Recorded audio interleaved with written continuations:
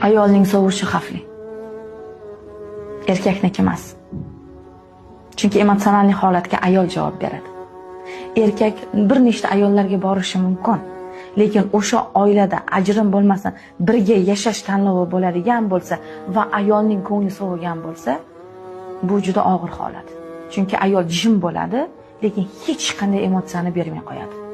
Faqat shunchaki farzandlari uchun yashaydi.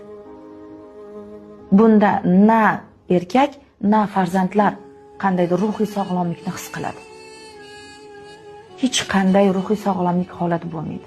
Va shuning uchun erkakning xiyonat qilgani yoki erkakning ayolga nisbatan qandaydir sovigani emas, ayolning erkakka nisbatan sovigani yomonroq.